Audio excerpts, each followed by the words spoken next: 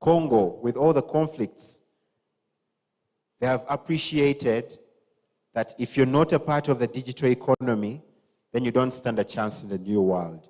But to help us understand this better today, allow me to invite Atra from Agro Consortium, and we'll learn more about who Atra is and the work that she does. Allow me to invite Dixon from Cinnamon Clubs, and allow me to invite Engineer Paul from the Ministry of ICT and National Guidance, as well as Lionel from New Grid. And Lionel, this word keeps disturbing me.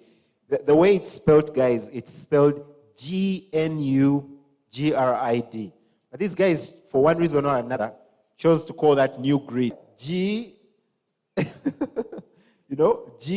New Grid. So this eminent panel is going to be having a conversation with us, and we would like this conversation to be open, deep, and honest, because things get a bit hard the moment we don't get around to having honest conversations. And if anything, this Innovation Week and all the conversations that we have had have enabled us to start to have an honest conversation about the work that needs to be done about harnessing technology as a country. Not just paying lip service to it, not just sounding politically correct by saying, I know about technology, but actually knowing about technology. How many of us in the room can write a piece of code? You can write hello in a code. Yeah, I see some hands. Why you guys are scared?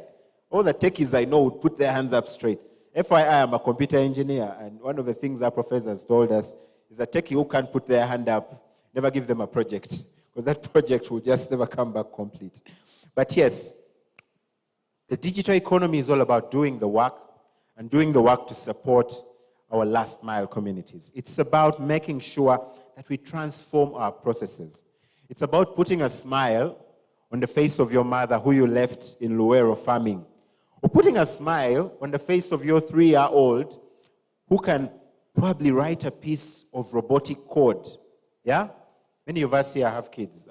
We'll not talk about that. But do you know the joy that comes from making sure that 10 years from now, the future of your child and this country is secured? Why? Because they are part of the next revolution. So today, as we start this conversation, ask yourself this question. What are you doing to make sure you're part of the digital revolution in your work? You could be in the community development space. I met Amos earlier. He's in the community development space. But what are you doing to make sure that even as you go out there and do community work, you are part of the revolution?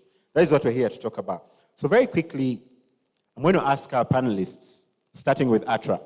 Please tell us about the work that you do, who you are, and what motivated you to join this digital revolution or this digital transformation conversation. Thank you.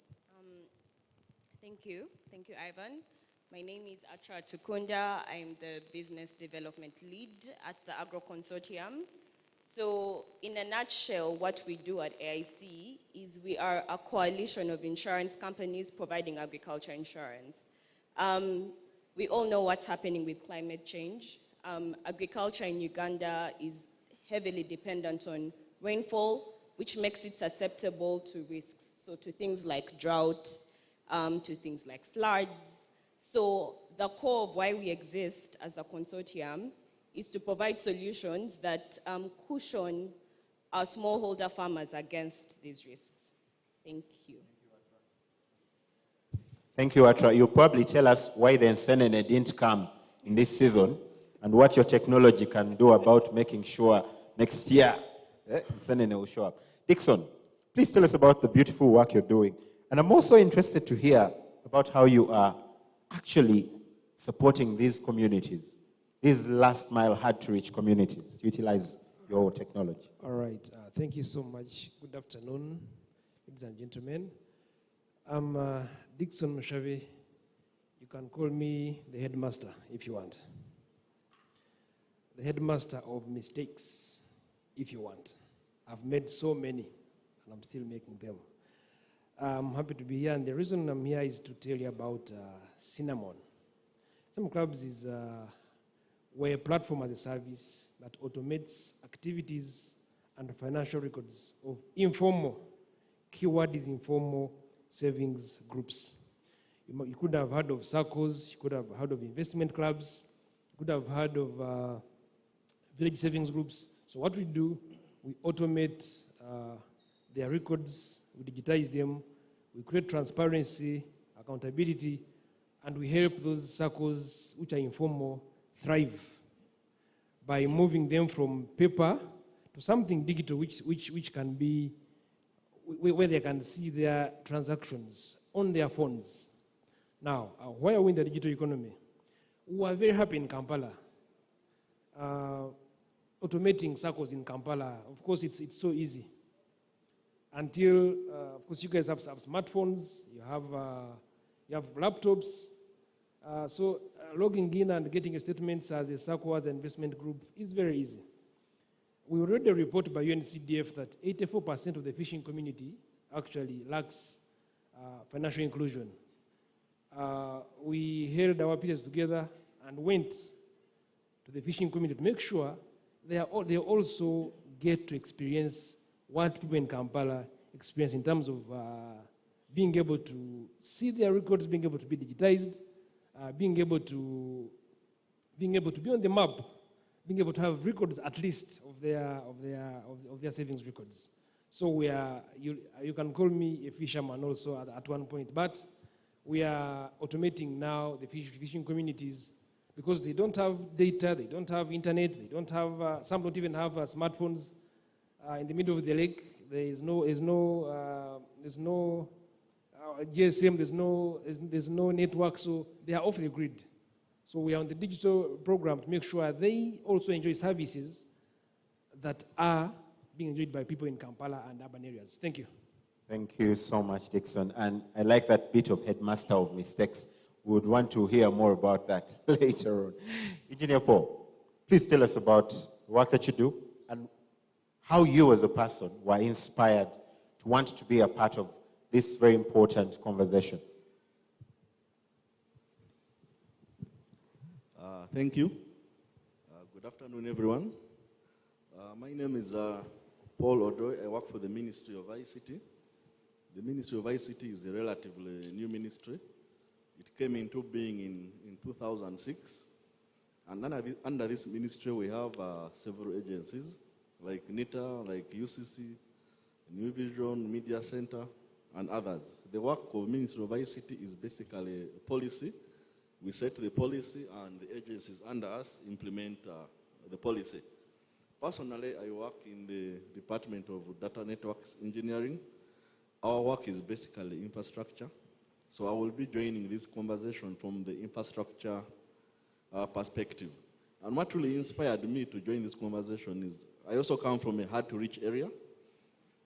When I go back home, I have to climb a tree to get internet. The higher I go on a tree, the faster the speed becomes. And you can imagine I work in the Ministry of ICT. So that is what really motivated me to join in this conversation, such that we can discuss, put our brains together, and see how we can develop our nation and ensure that we join the digital economy. Thank you.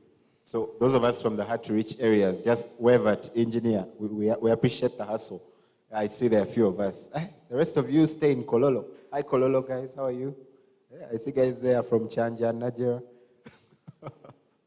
Lionel, you know you have a very special name. How many of us know an international artist called Lionel? You guys are all what? Which generation are you?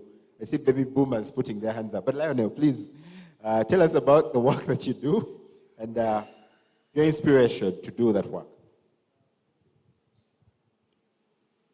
Thank you very much. My name is Lionel Kavenge. I am the General Manager for Alternative Data at NewGrid, and I also head the projects team.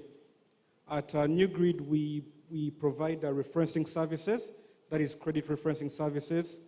And these are data-driven services that help people at the last mile create a profile, a digital profile, off of which they can access financial services. We work with a number of fintech players to enable them tap into credible profiles to extend services. Thank you. Thank you so much. So last week I was having a conversation with someone, and now we're getting into the conversation, guys. And there was something that they told me, that Africa will never develop if we are not intentional about supporting rural Africa to grow. That we can all come here and camp in the city and do all we want, rent out as many apartments as we can, but Africa will never see intentional development if we are not committed to supporting the growth of rural Africa. But one thing about rural Africa that shocks me, Atra, is the backbone of rural Africa is agriculture. Are we in agreement? Do we feel agriculture is our backbone? So I'm curious to hear from you, Atra. How is Agro-Consortium leveraging this thing called technology that everyone fears to enhance agricultural practices? How are you getting our farmers in the hard-to-reach communities to adopt technology, to ensure that they have high productivity, but also that their effort is sustainable, that they are not farming and losing out? I tried farming an acre of maize. I will not tell you that story. But how are you supporting farmers in that sense? Thank you. Thanks, Ivan. I think it's very important to demystify the conversation. So we are preconditioned to think that agriculture is risky in Africa, yet agriculture is risky globally. At the beginning, I said the core of why we exist as Agro-Consortium is to provide innovative insurance solutions for the smallholder farmer. So that's really the goal, to be able to allow a smallholder farmer, and 70% of people that are actively participating in agriculture are smallholder farmers. So to be able to provide them with solutions that give them a cushion for the effects of climate change. Now, I'll just go back to the beginning, to where we started. The consortium was born in 2016 as a deliberate effort of the insurance industry to pool resources to be able to provide insurance solutions for the agriculture space. Agriculture being very risky means that even the rate for insurance would then be very high. So it was important that the industry came together to then form the consortium. I think another thing I need to mention is the consortium is implementing the Uganda Agriculture Insurance Scheme, which is a public-private partnership between the government of Uganda and the private sector. We're going to talk about shared infrastructure, and I think this is a very good example of the public sector coming together with the private sector to build something, right? So in 2016, when we started, we were doing what we call traditional multi-peril insurance. I'm going to explain that. So to be able to provide a payout for a farmer, we would send an assessor at every stage of crop growth. So when the farmer plants, we send an assessor to go and see what they've planted. We send an assessor when the crop is flowering. We send an assessor at the end when they're harvesting. We send an assessor to see what the impact of loss is. All of those are costs. And guess who was bearing that cost? The farmer. So that meant that the premiums that they were paying for insurance were extremely ridiculous. But that is the nature of what we're doing. So as we started to scale, as we started to grow, it became very evident for us that we needed to leverage technology. So we moved away from multi-peril insurance, and we are doing what is called index insurance. Index insurance leverages satellite monitoring. So that takes away the need for an assessor to go on the ground. And that has completely changed the game for us. So that meant that insurance was now more affordable for farmers, and that helped us to reach a significant number of smallholder farmers who are the biggest part of our population. And that's, just the biggest way that we've used technology. Another way that we've been able to leverage technology is in the process, our end-to-end process. It's important to digitize processes. So typically what we would do is go down to the village, speak to the farmers, you know, that's important, but it's also important to allow a farmer be able to buy whatever it is they're buying on their own. So we digitized the process end to end. From onboarding, we are leveraging simple USSD. You will be surprised. USSD, because farmers have feature phones, and that is what they can use.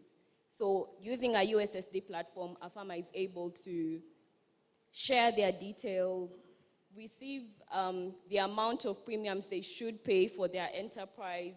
They're able to pay their premiums off their mobile money wallets. They're able to intimate claims off USSD. They're able to share feedback, because I think this is something we'll talk about as we go. Feedback is very important as your solution. It's important to know that last mile customers, their needs evolve. And it's important that the solutions evolve with their needs. So feedback is a very key thing. So we have digitized the process. And again, we are leveraging technology because the API of the USSD is speaking to the API of our in-house system. And that's how everything is able to happen seamlessly. So that's how we are leveraging technology. Thanks.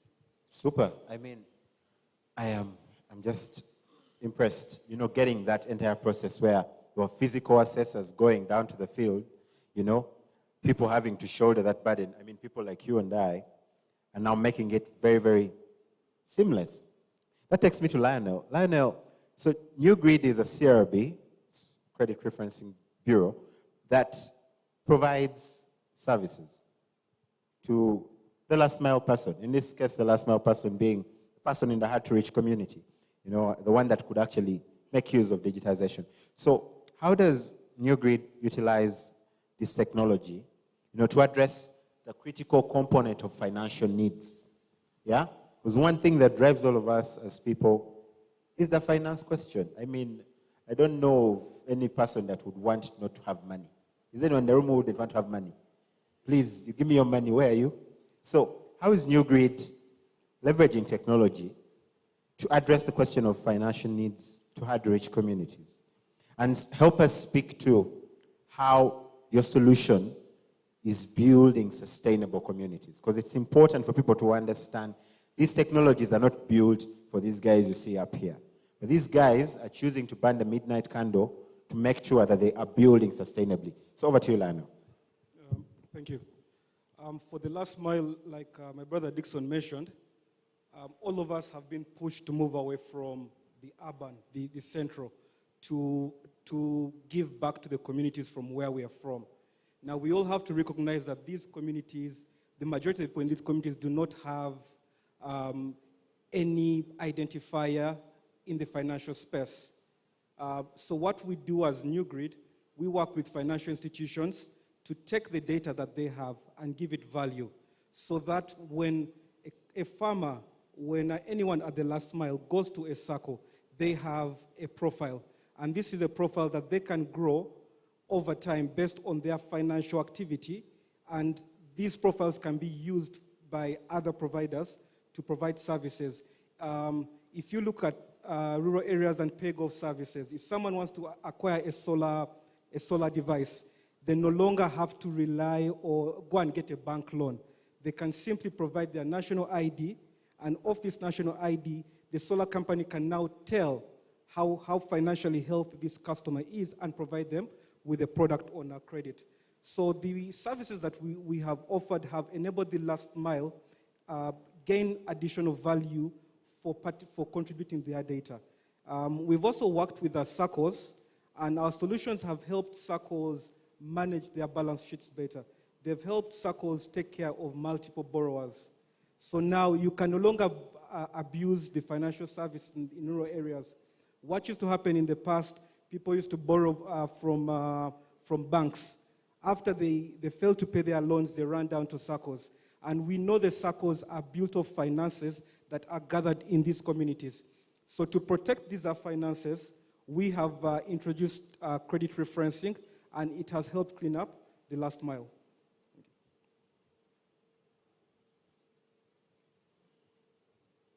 I mean, I love when you bring in an important aspect, giving value to data.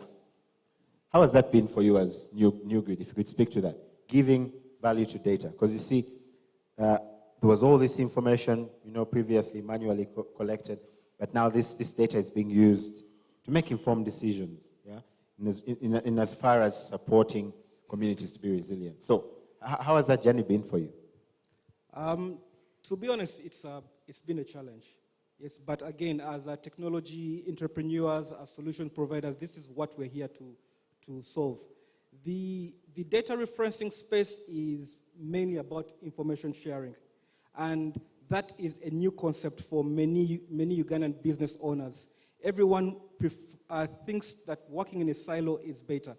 But what we have done is we have proven that sharing information, if everyone is an MIS provider, as a contributor in the space, is contributing their information to the CRBs, then we are able to add value to the customers. You're able to know what your customers can afford. So that is how we've been able to do it, but I'll tell you, it's work in progress. Yeah, nice. I mean, you talk about sharing information, and I look at Engineer Paul, because you know what it looks like in this country when it comes to, information sharing across partners and all of that.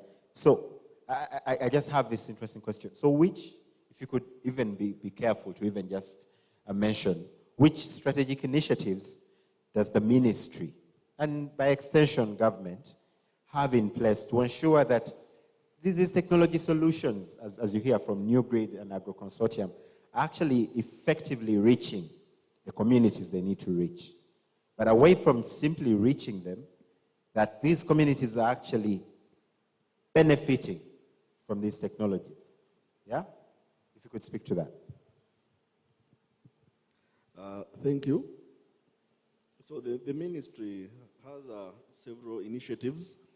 And when it comes to initiatives, the ministry does some of these initiatives themselves, and there are those it does through the agencies under it.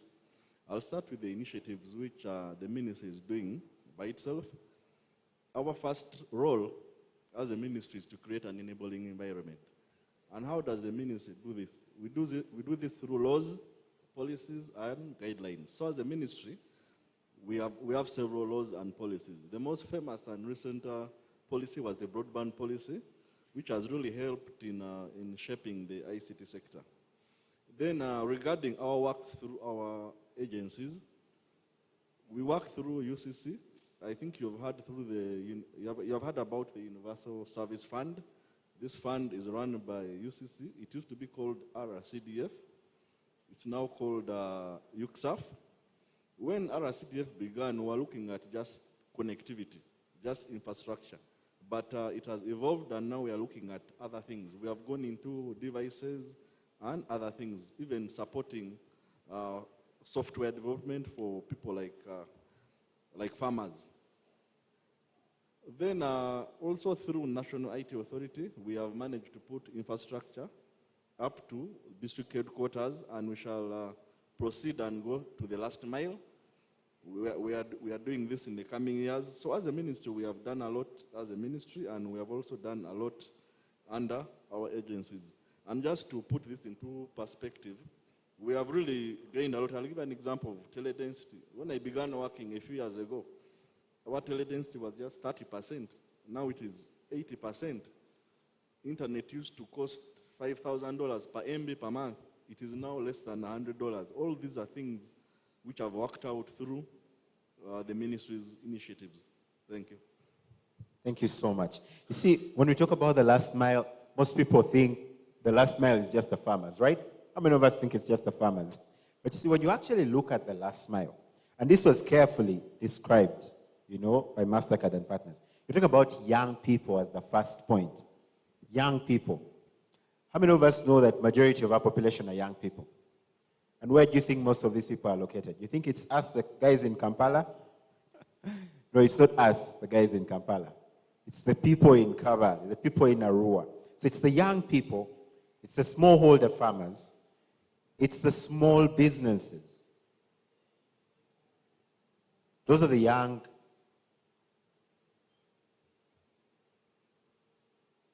people.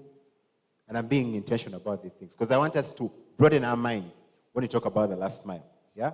You have the young people, you have the women, the smallholder farmers. So my next question then goes to a gentleman who has probably spent a lot more time working with his communities, and that's you, Dixon.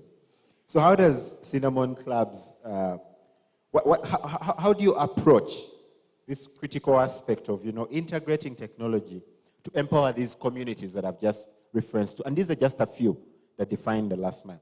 So how are you fostering, first of all, inclusion of these communities, making sure young people, women, small businesses are included in this journey, that they're not left behind? How are you fostering that? But also, particularly, how are you enabling these communities to access the resources they need through your technology solution? Thank you so much, moderator. I know some of you might have heard this statement that Sente was lianga movobi, that you eat your money like a fisherman, meaning you make money and eat it the same day. It didn't make sense until we actually met the people who eat the money the same day. And their reason is very simple. You see, when you save, the lake thinks you've disrespected it. So when you go back to tomorrow, it won't give you fish. And they actually believe it. According to them, the lake says, if I give you fish every day, why are you saving? That means, Tombaze Magezi, loosely translated. That means, why should I give you more fish? People, it is real. Someone told me that Sevo, I don't understand what you were saying, because the one who feeds me is sure is going to feed me tomorrow. So why am I saving? If I disrespect him, that's the lake, he won't give me fish tomorrow, or he might even kill me. So we are starting with mindset change. Mindset change. As in telling them, okay, if you catch 5 fish, sell all of them, but save money for just one. And in saving that money, let's help you manage your records so that you can actually be able to use your records to get a facility. I'll tell you that out of 1,000 fishermen on the lake, out of 100,000, 200 die. And the reason is simple. They don't have simple gadgets like night vision torches. They don't have gadgets like, of course, life jackets. They do not. Why? Because no one can extend them a facility for a night vision torch because they don't have any records. And they are making money every day. So we'll tell them, by the way, you could, even if you save it today, but use half of it tomorrow, it is well. So it's a process of changing their mindset of what people have believed in for the last, I don't know how many years. Some are looking at us as wiseacres, like, man, you guys, you don't know. This lake has fed me and my children. So for you, you're telling me to disrespect it. Who are you? So we have to go through their LC people, we have to go, basically it's a whole mindset change, because we tell them, on our platform, once we start managing your records, you'll be able to, we have partners who are now able to advance you, like night vision torches, advance you life jackets, even engines, so that you can do higher purchase and save your lives and even make more and better business. Good enough, now we have partners like New Grid on board, who of course, after agreeing, will be able to give us the credit score of these fishermen or the fishing community, and we'll be able to now advance them. Connect them with partners, we can advance them items like night vision, those simple items, so that we save their lives, one, and we help them be bankable. Thank you. Wow, and that really brings me back to ATRA, because I like when he uses, that live example of what he's doing with the fishing communities. ATRA, how can utilizing shared infrastructure help farmers, first of all, improve their access to market That's a big issue for most countries, access to market. But there's even a bigger one, bargaining power. Yeah?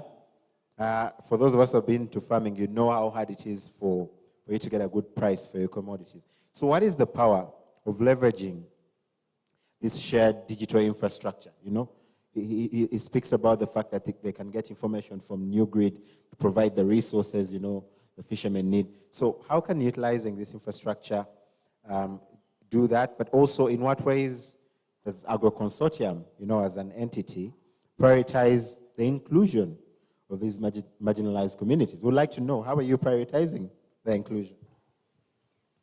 I'm going to start with inclusion because I'm very passionate about that. So how we're doing that as the Agro Consortium is taking a deliberate effort to ensure that marginalized groups are ensured, you know, that the solutions we are providing speak to marginalized groups. Since we did the move to index insurance, 85% of our portfolio is smallholder farmers, and 35% of that portfolio is women smallholder farmers. But I'd like to just pivot and talk about how with inclusion, it starts from the organizations ourselves, right? I am very happy to work for an organization that's very big on inclusion as a policy. So it starts with us. We employ 50%, more than 50% women. So it starts from the top, and that's disseminated into the way that we actually solution, into the way that we provide what we are providing to the end users. So it's a deliberate effort on our end to ensure that marginalized groups are involved, that we are solutioning for them. So one of our mandates is sensitization. So when we are doing sensitization campaigns, we are very keen on having women farmer groups involved in sensitization. We are very keen on going and sensitizing refugee areas. So I think it starts from the top, it starts from the organizations ourselves, and that way we are able to disseminate it down. So that's on inclusion. On shared infrastructure, honestly, we are stronger together. So collaborating allows for a lot of things. The biggest thing is challenges are tackled as a group as opposed to as an individual. So once the farmers collaborate and come together, they are able to negotiate for better prices, for example. They are able to reduce their operational costs. Storage is very important for farmers. So once you're many, you're able to reduce the cost because you're spending as a group. So you reduce your costs on storage, reduce your costs on transport. So shared infrastructures are very important in the sense that they will allow farmers to have better bargaining power. You can negotiate better as a group of people. We're stronger together. We are stronger together. Yeah. That phrase, who knows where it comes from? We are stronger together. How many of us have insurance in this room? I'll put my hand down and I first see. Only 2 people have insurance. How many of us have insurance? Don't fear yourself. It can even be just 1K on your account. Yeah, it's okay, it's allowed. Yeah, insurance people. Insurance. You guys will talk to Atra after here. But I'd like to move to you, Paul. You know, when Atra talks about collaboration, working together. And for those of us in this room, we're probably working on something, a project, a bit of tech project or whatever. I will assume tech because, again, we're in the Uganda Innovation Week. The power of collaboration. But then a question to Paul. How does the ministry collaborate with these private sector partners? So these are all providing solutions for the last mile, for the marginalized community, for your people in the hard-to-reach areas, for me, who is deep down in Nachifuma. Yeah? So how does government, or government by extension, again, you forgive us, but you're representing government in a way here. How does the ministry and government by extension collaborate with the private sector partners that are providing these tech solutions to bridge this digital divide? Because there is a challenge before us, a glaring digital divide that is growing every single day. Yeah? Every single day that passes, if we're not doing something about this, it means this child that has just been born today in Mulago at probably about 1 p.m. does not have a future. By the way, doesn't have a future because there is no deliberateness in bridging this divide.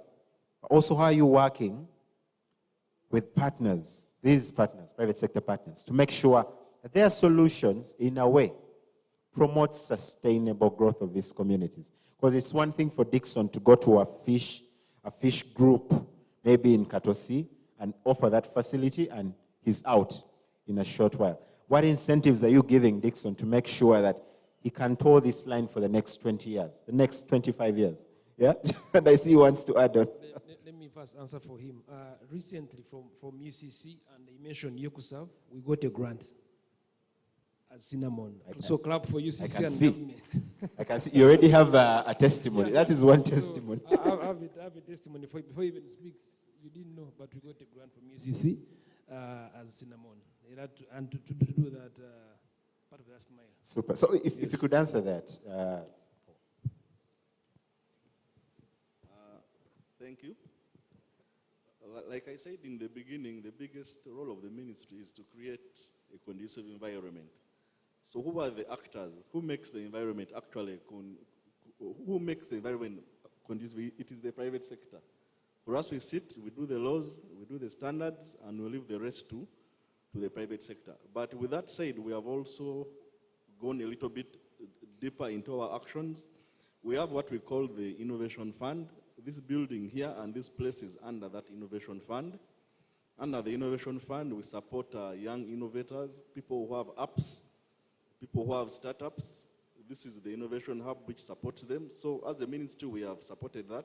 And indeed, we have supported very many startups, and many are flourishing out there. The moderator talked about BPO. He talked about our young people. We have so many young people in Uganda, and these young people are mainly jobless. Actually, there's statistics which says most of the young people are either in agriculture or on border. So we need to change the narrative. And how can we do this? We can do this through BPO, business process outsourcing. This is whereby somebody sits in his house, in the village or in Kampala, and he does work for somebody in the state, somebody in India, somebody in a distant place. So the ministry is supporting business process outsourcing such that the young people can get jobs and can thrive. We have also worked with telecenters. I'll give an example of Nakaseke Telecenter. Nakaseke is a district somewhere near Luwero. We have worked with the telecenter, and through this partnership, we came up with a network.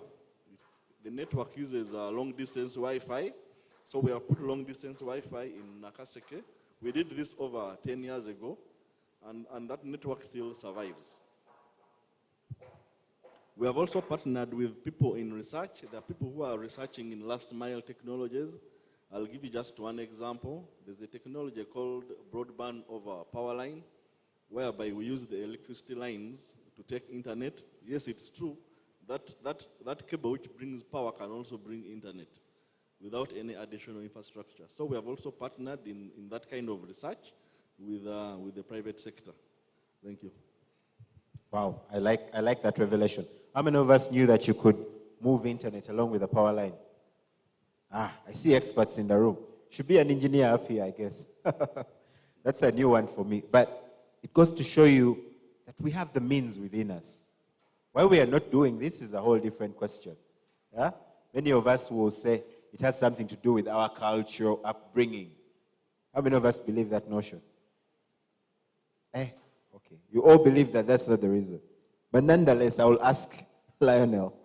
And Lionel, this question anchors on the fact that you're building very advanced solutions for our hard-to-reach communities. But we're also faced with a reality that the Ugandan culture, the environment within which we operate as a people, is alive to us. And unfortunately, we cannot shelve it. So in what ways is New Grid ensuring that the solutions, the digital solutions that you're building are not only advanced in nature, but also pay attention to the cultural and environmental sensitivities within us to make sure that these communities and their uniqueness, their unique cultures and their unique environments, do not prohibit the good that comes with your technology. Yeah. Thank you. As a fintech person, disruption usually is at the core of whatever we do. However, we are still cognizant of the fact that we live in a certain society. We need to protect our own cultural norms. However, from where we sit, we look at referencing as something that can give value to the societies that we work in. As an example, for those who come from the harder to reach areas, we find that the people in those areas, the youth, the women, may not have the ability to own property. And this, in most areas, pushes them away from access to finance.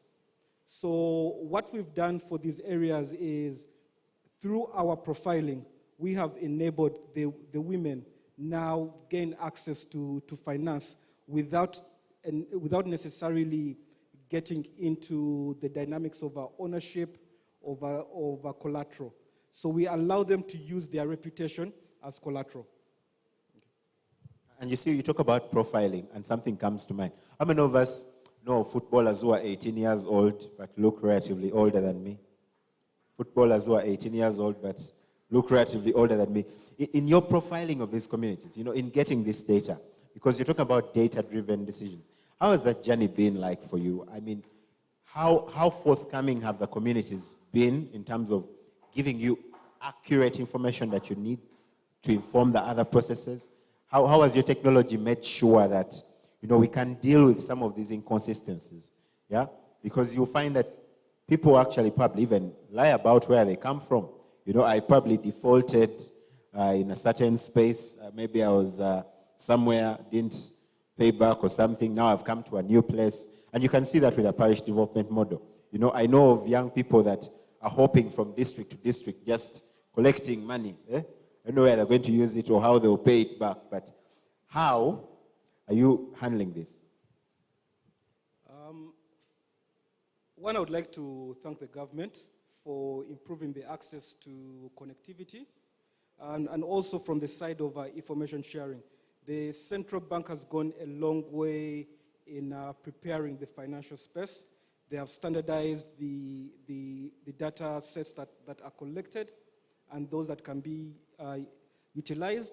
NIRA has made good penetration with providing the national ID, which has become a core identifier for everyone.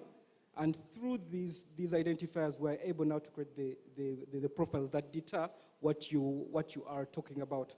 Now you are no longer able to move from district to district, borrowing money from circle to circle. Yes? And we've also been able to do this in part with other fintech providers, Agro Consortium, the MIS providers, the likes of Cinnamon Club. They play a very significant role in terms of also preparing the ground. Actually, they do most of the work on ground because they are the ones that are profiling. They are ensuring that the information that is collected is accurate. So by the time we are verifying the information, they have done the half of the work, if I can say. Yes.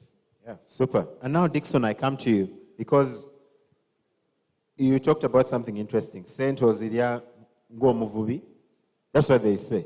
Saint Ozilia Ngo Muvubi. So you can clearly see that is a glaring cultural connotation. It's glaring, like it is the unspoken truth. How many of us, I know, I'll ask this question later. But for now, this is the homework. What unspoken truth do you know about Uganda? It is common knowledge, but no one ever says it out loud. We all know it. Yeah?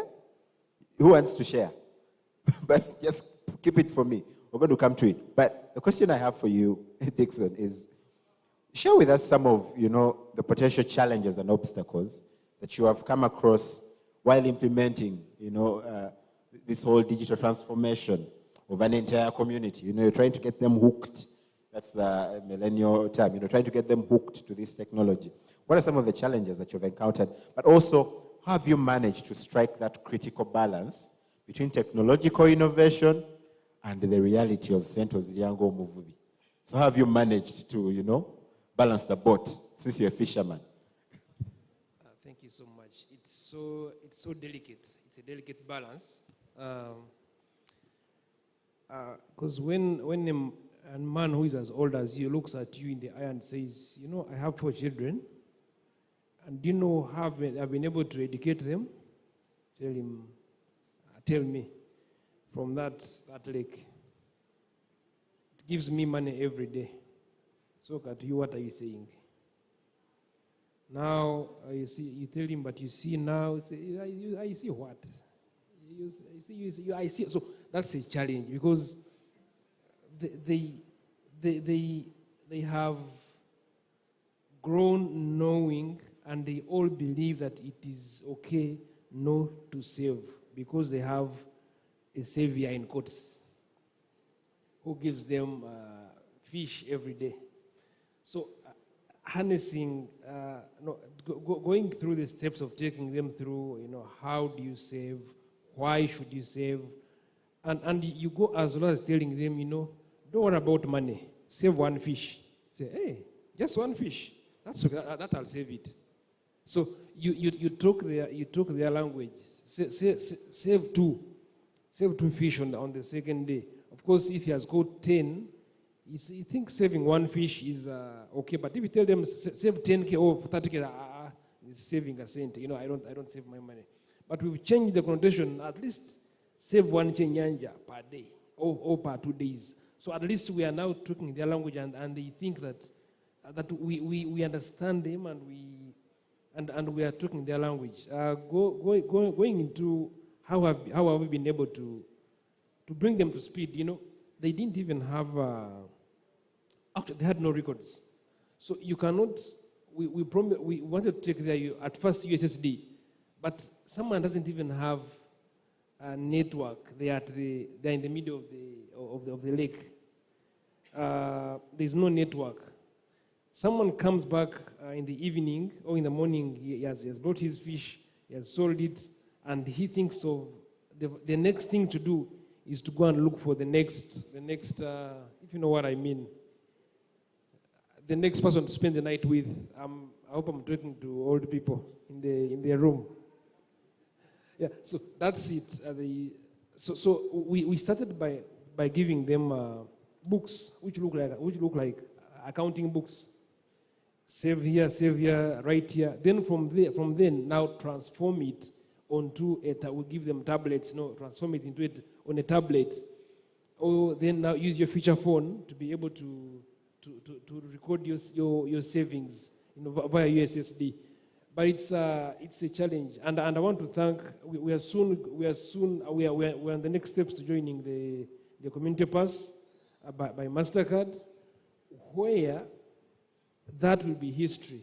Having no phone, having no feature phone, just coming with your money alone, you'll be able to record it because they are going to give us gadgets.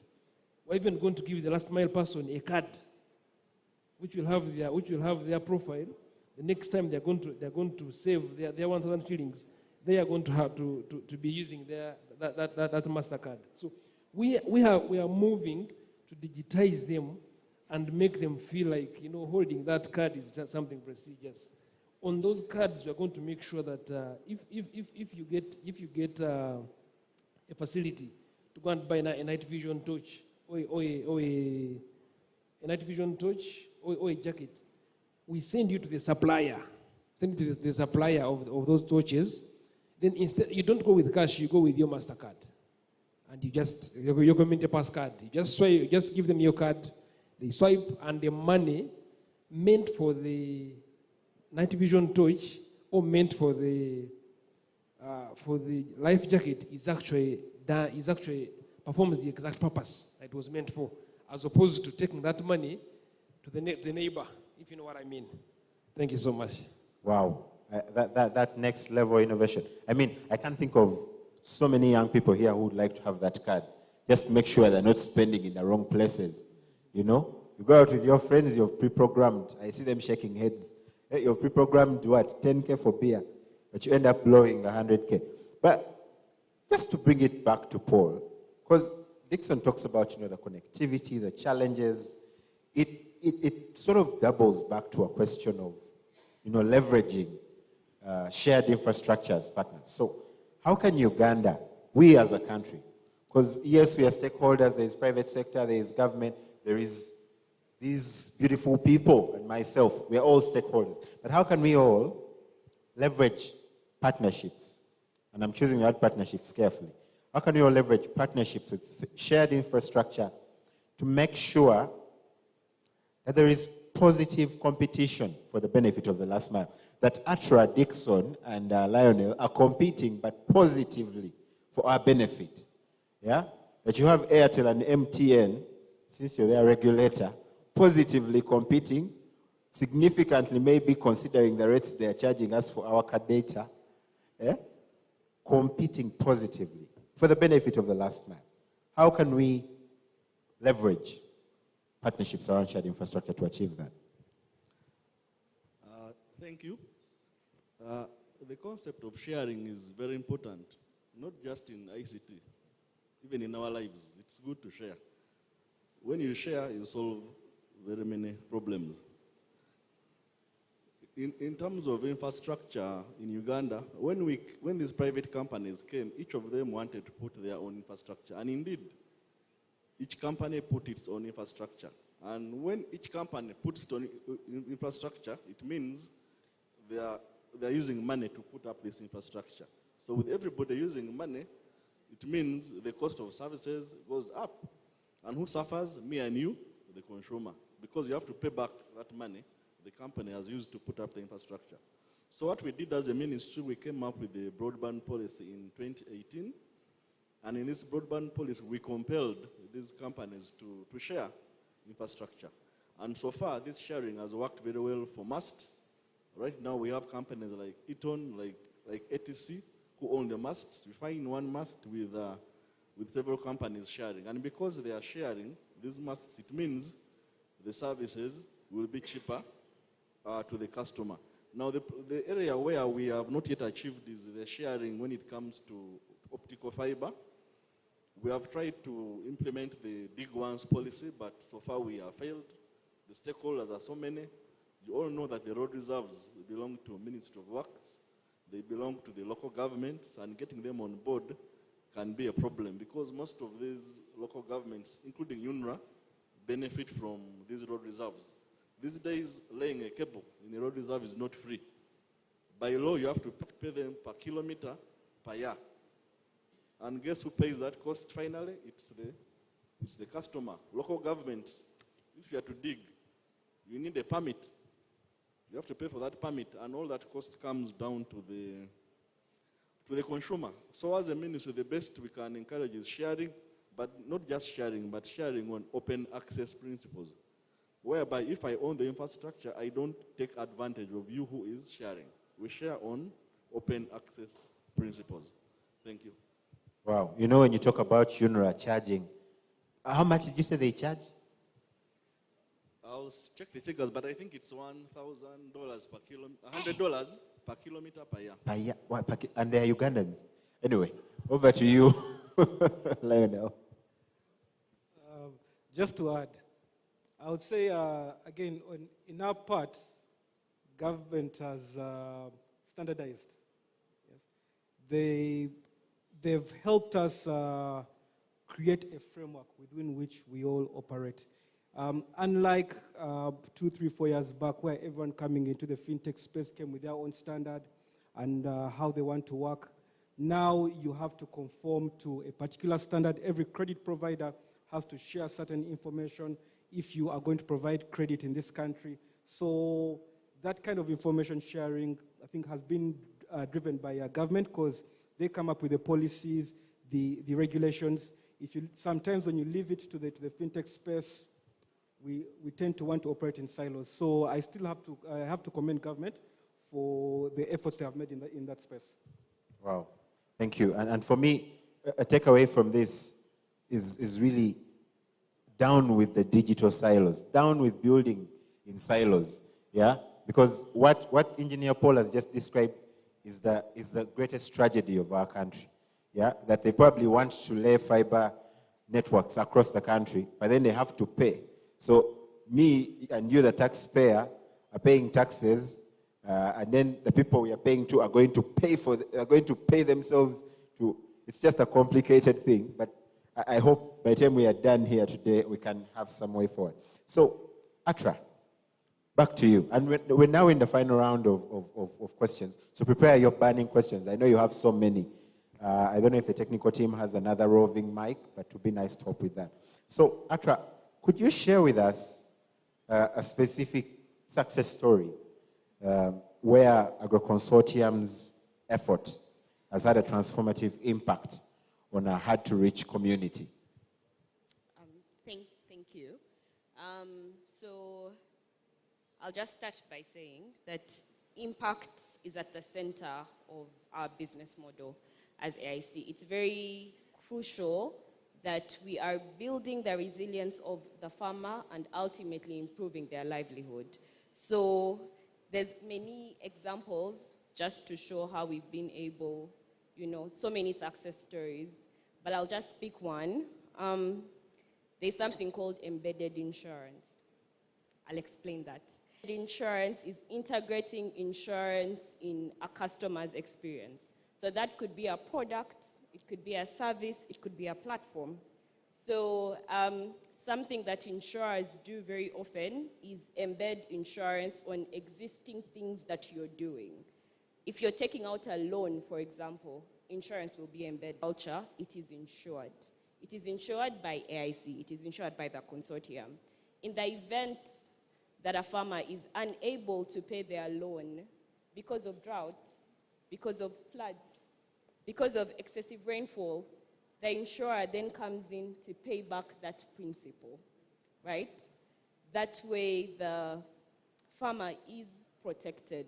So just imagine you get out a loan and you're pleasantly surprised. Arthur always says, the beauty with embedded insurance, you will be pleasantly surprised that you do not have to pay back because it was integrated into the service. So I think for me that's an example. I also want to point out that impact is best told by the end user. So we might sit here and tell all these stories, but only the farmer can say what we've been able to do. Only the fisherman can say what Dixon has been able to do. Yeah.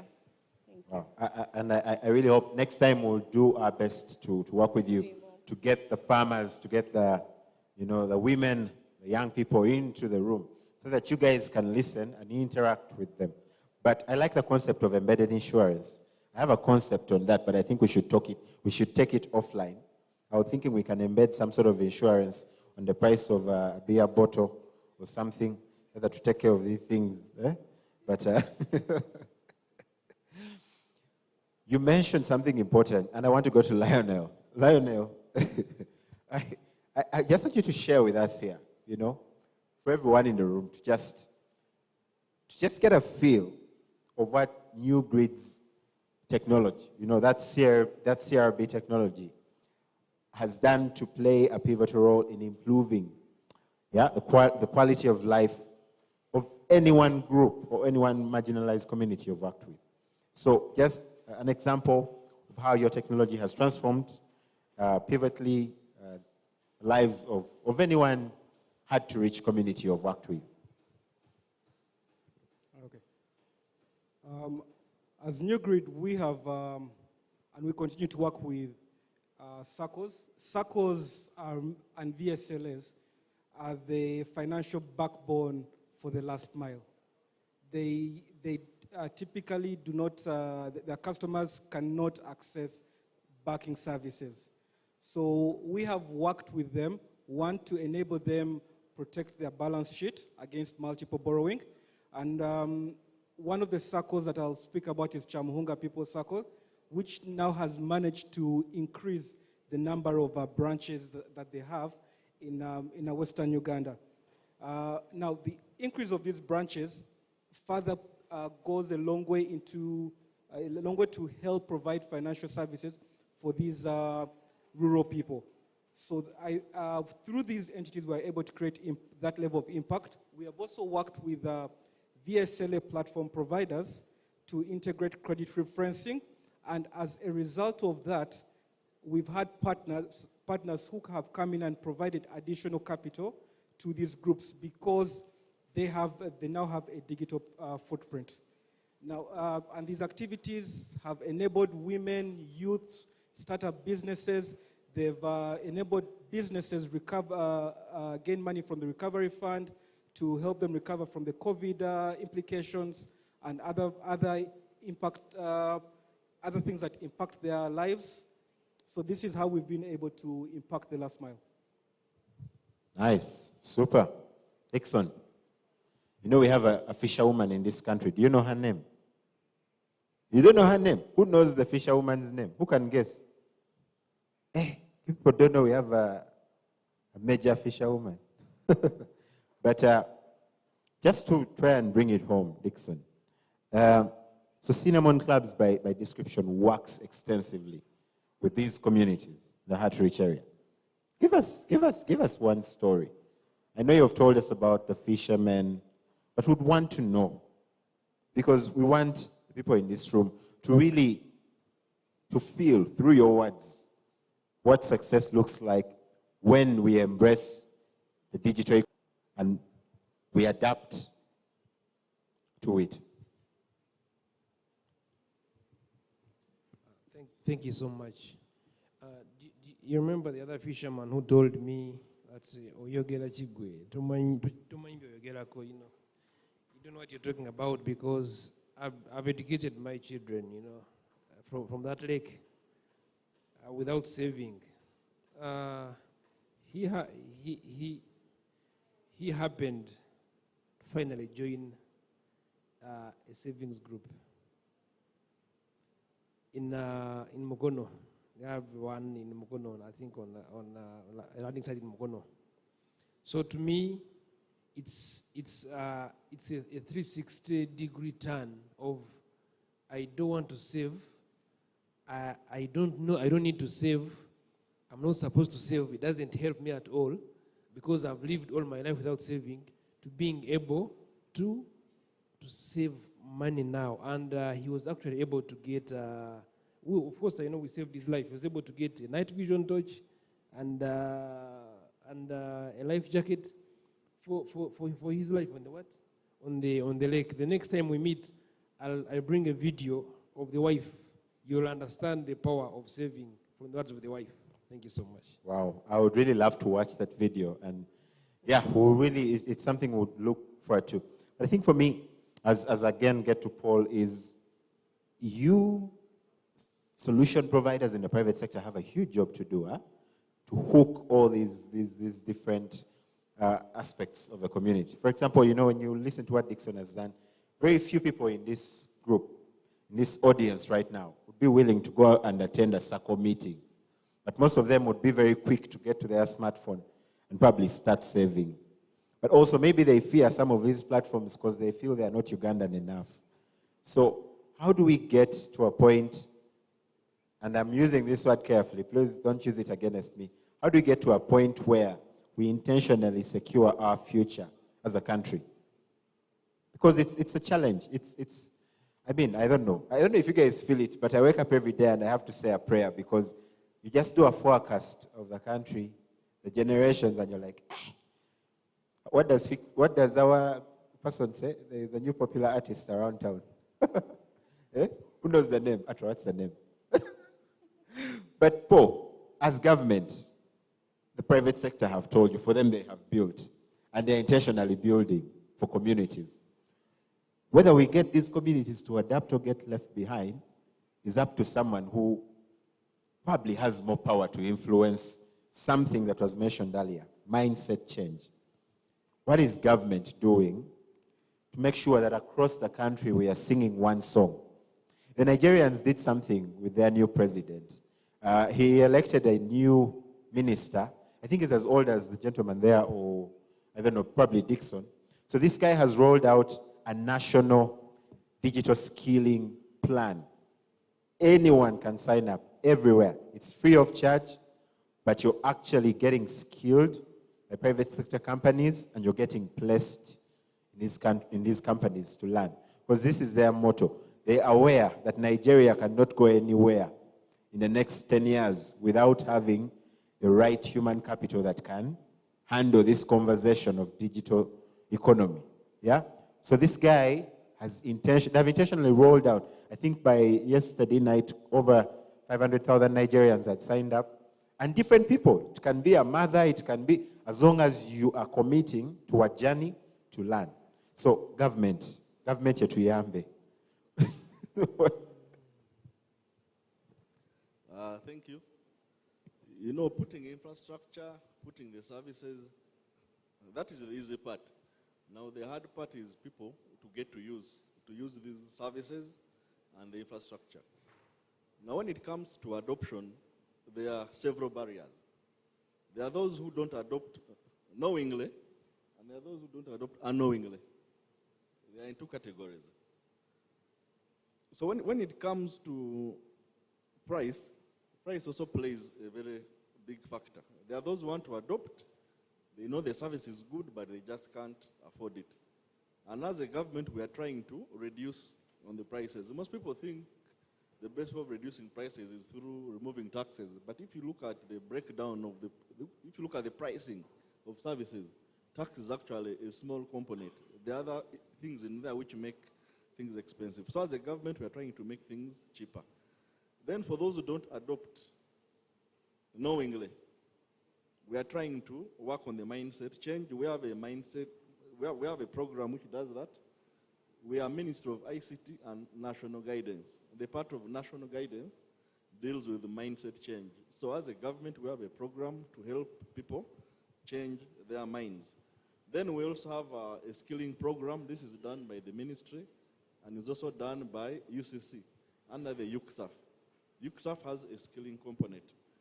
Then there are those who don't have devices. The network is there, but they just don't have the device. Why? The device is expensive. So under UCSAF, we also have a program to give devices. And what we did under UCSAF, we gave devices to the poorest sub-counties. According to you boss, there are some counties which are considered the poorest. So we got those poorest sub-counties, and we gave them devices. And when they got these devices, the uptake has gone up. People now have skills people are using. So that's what we are doing as a government. Thank you. Super.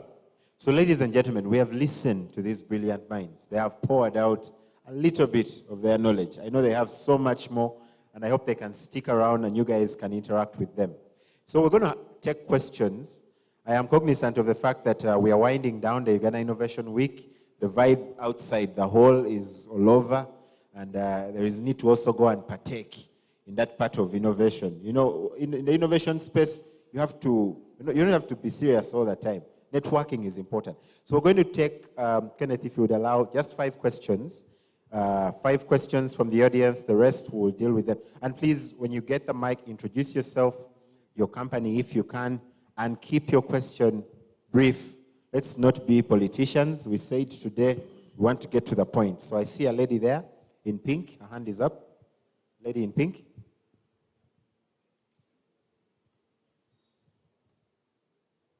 You can also mention who you're directing the question to. All right. Thank you very much. I'm called Wanyana Esther Sandra, a student at UICT. My question goes to the madam at the panel and the next gentleman. You've talked about insurance. Now, the example, I've grown up in town. I have an idea about it. So I have this like relative of mine who is far deep, you get.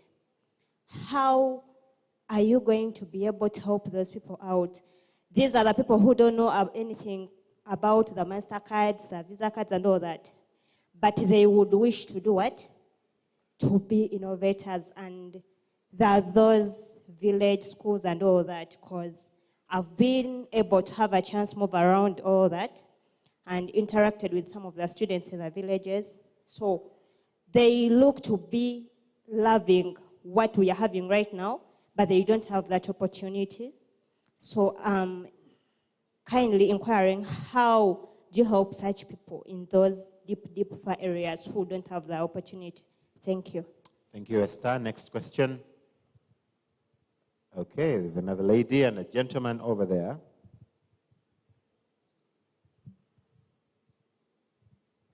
I'm Prosi from Arosa Group Limited, an agro-processing company.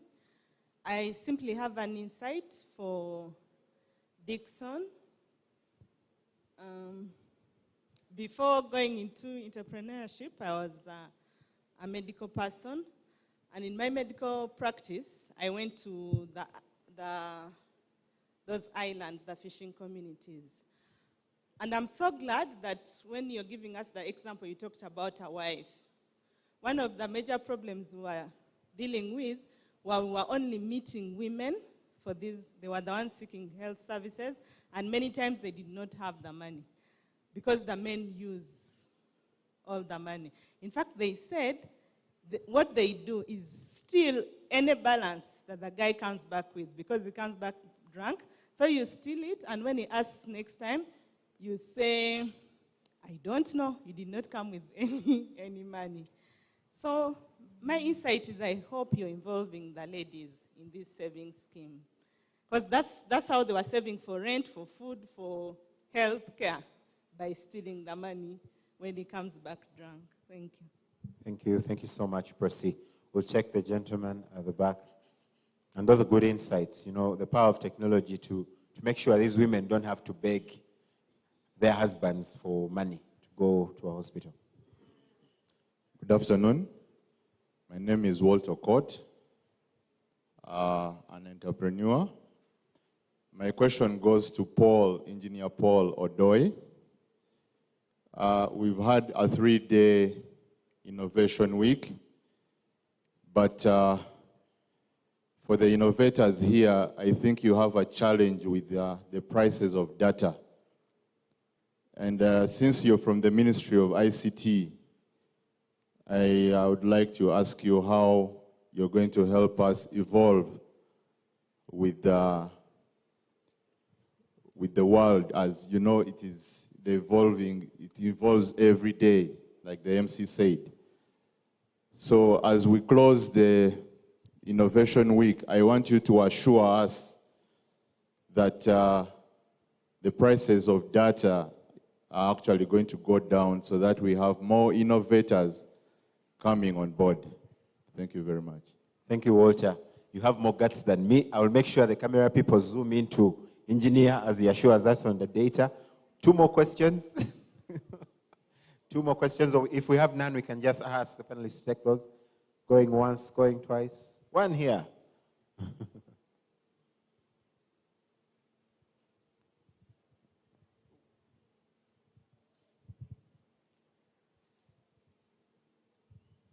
Thank you, all the panelists. I'm Ignatius. I'm an IT practicing and an entrepreneur also. I had a question for Engineer Paul. I want to ask you about the costs of repairing laptops and then giving us more information about helping the youth access devices, especially the phones and the laptops, because we have a government policy, boo-boo, but I'm thinking if I can ask here how many people have the SIM, there might be none or 1 person. So at least we can have maybe tax exemptions for students and maybe some innovators, especially startups. Because you talked about business out processing, but I'm thinking the costs of the hardware can be like the elephant in the room. Super. I like that question. It's very loaded, and I know engineer will take it on.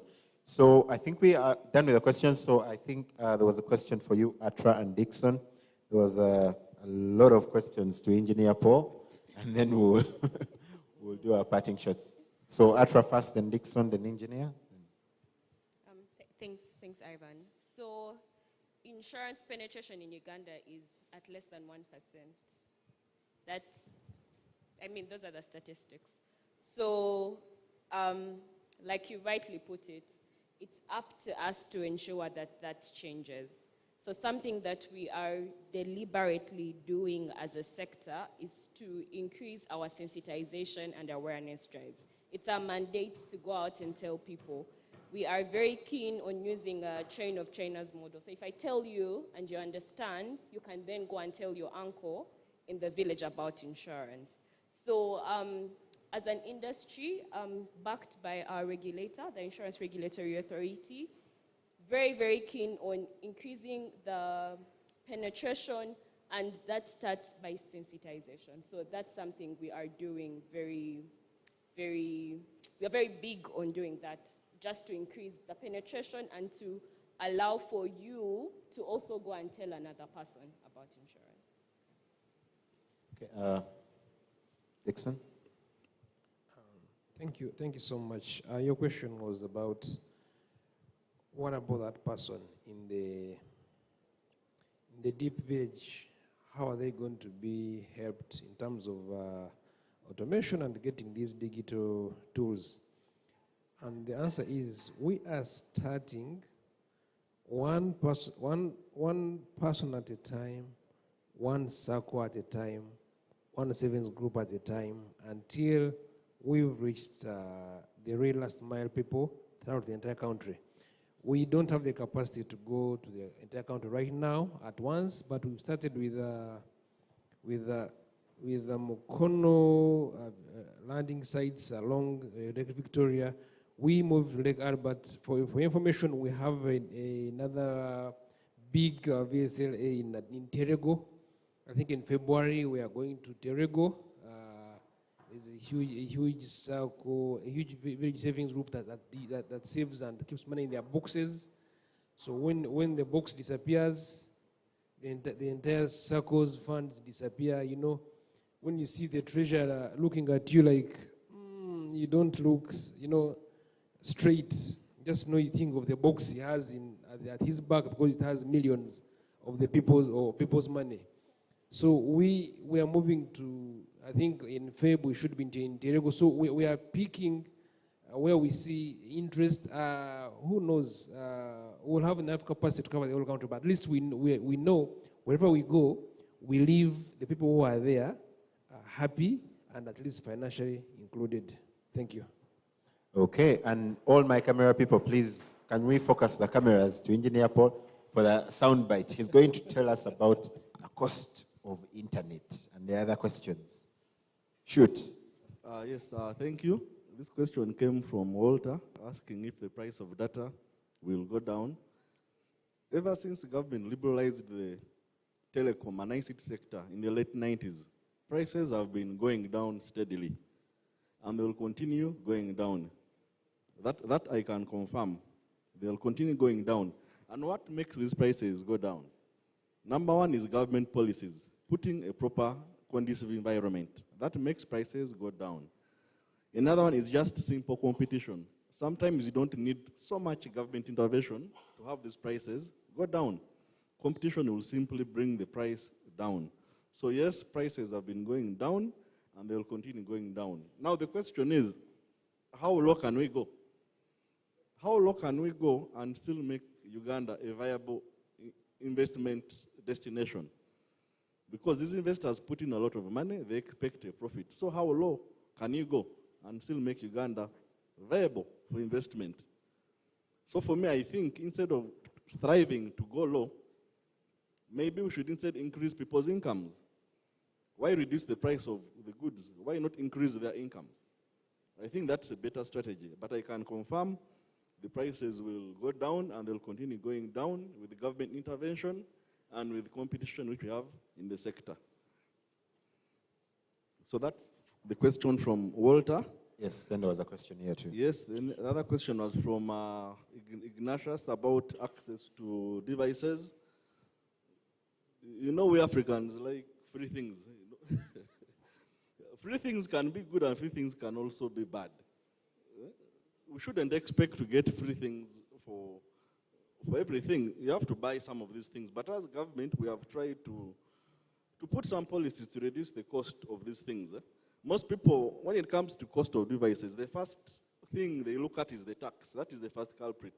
But if you look at the tax is actually a very small component of the price. I'll give you an example. We have people manufacturing in Uganda. They don't have that import duty tax, but the prices are still not as low as we want.